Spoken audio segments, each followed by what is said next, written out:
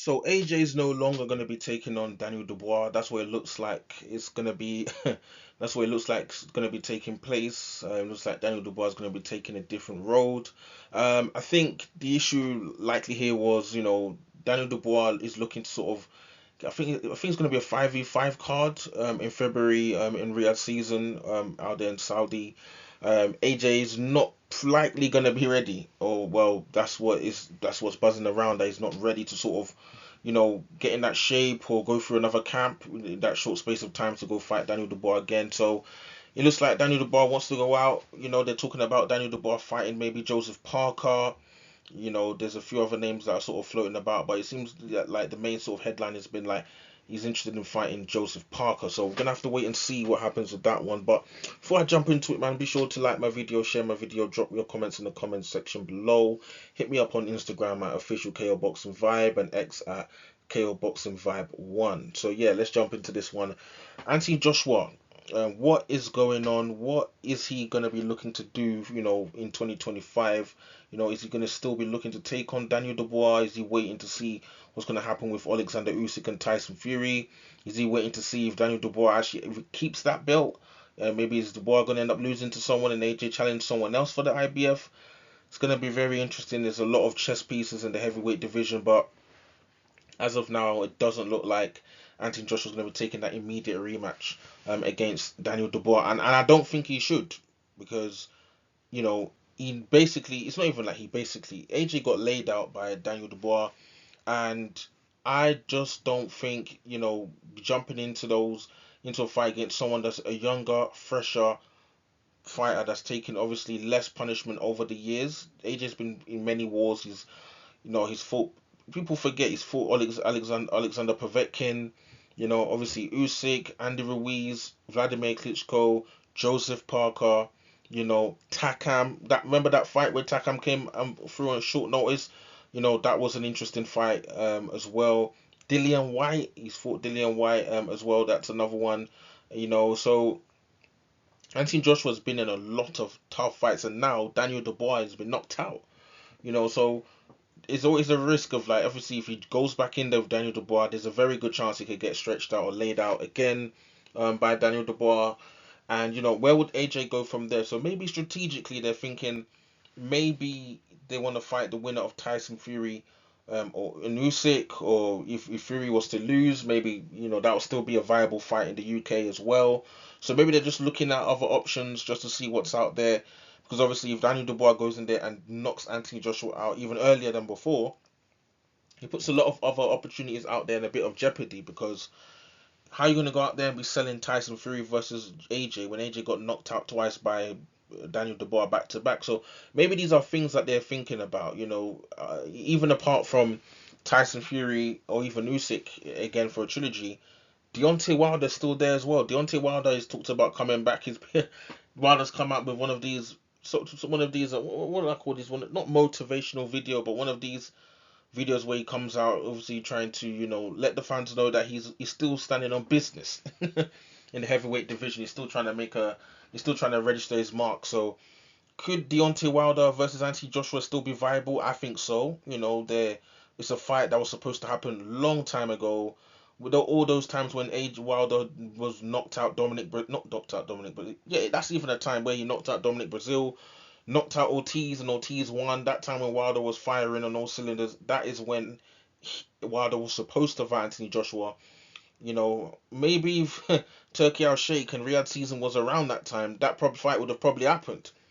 Just bypass all that politics. But yeah, Anthony Joshua versus Deontay Wilder still viable. Anthony Joshua, versus Tyson Fury, that's still viable. I would say Anthony Joshua versus Jarrell Miller would be a very good fight. That would generate a lot of interest.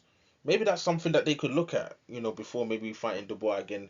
Jarrell Miller, because that would be an interesting fight. The fight will sell. It's the fight that it's not even a fight people are really interested in at the time when they were supposed to have fought. But because of the way Miller talks and he's got under AJ's skin a couple times, it's a fight that people say, oh, I don't want to see AJ fight Jarrell Miller. Okay, let them announce the fight and make the banner. We're watching the fight. Let's be real. So, there's other so looking at those options there's options out there for AJ. So maybe they're sort of strategically thinking, let's look at what we can actually do rather than just jumping straight into a Daniel Dubois fight. So maybe that's what they're thinking from that perspective. From the like the commercially, especially the tail end of AJ's career, trying to generate as much money as possible. Maybe are things that they're thinking about. From Daniel Dubois' perspective, Daniel Dubois is trying to do what he's trying to get all the things AJ's got, the money, all this kind of stuff, the respect in the heavyweight division. That is what Daniel Dubois is trying to, claim right now, and he's got a way to go because AJ, if you look at AJ's resume, he's beat Povetkin. Like I said, he's beat the Vladimir Klitschko. He's beat Andy Ruiz, in the rematch anyway. He's beaten Dillian White. He's beat Takam. He's beat Joseph Parker. AJ's had some solid names on his resume that he's beaten. You know, Daniel Dubois now needs to build his own legacy now. He's beat Anthony Joshua. Who's next? He can't go from here.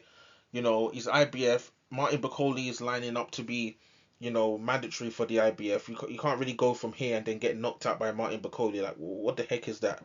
So he needs to be on his game as well, create his own legacy, create his own dominance in the heavyweight division, by beating all those people that are, probably going to be lined up for maybe voluntary shots or definitely mandatory shots. And I feel like it's going to be very difficult, especially now, to be able to, just have one sole person dominating the heavyweight division because I don't feel like it's going to be that way.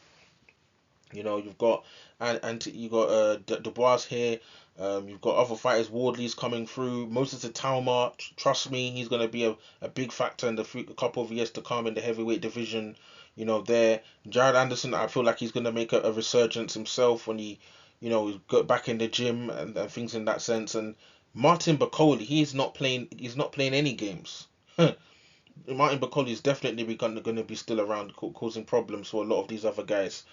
So, and that doesn't even include all the future prospects that will be coming through over the next couple of years as well. So it's going to be interesting to see what happens. And even apart from the younger guys, you still got a lot of the older guys that are still relatively fresh. Like Zili Zhang doesn't have too much miles on the clock in terms of the professional ranks in boxing.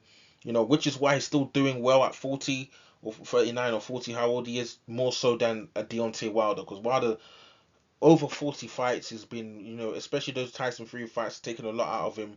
Zili Zhang is still around. Parker is still, people forget Parker's not that old. I think Parker's still in his early 30s. So, you can't really, write Joseph Parker off either. So, lot of chess pieces being played in the heavyweight division. But in terms of AJ, Daniel Dubois, AJ going in a different direction, I guess, for now. And Daniel Dubois probably going to be fighting in February, possibly against Joseph Parker. Not a fight I really want to see. I don't care about Daniel Dubois. I'll be more interested in seeing, Daniel Dubois fight Martin Bakoli or even fight Zili Zhang. I'll be more interested in that because Parker just doesn't have the track record for me of these knockouts. I want that element of, someone's going to getting knocked out. Chinese power, Martin Bakoli power, and Martin Bakoli and Dubois have a bit of a backstory with all the sparring stories.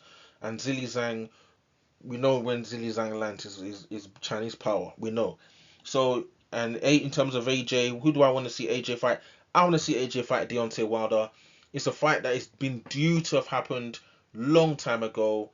Both of these guys have come off losses. Can you guys just make the fight, please? Because we can't be out here. These both guys' careers conclude, and we're thinking, what could have been. The fight probably won't be the way it would have been if they both fought in their prime.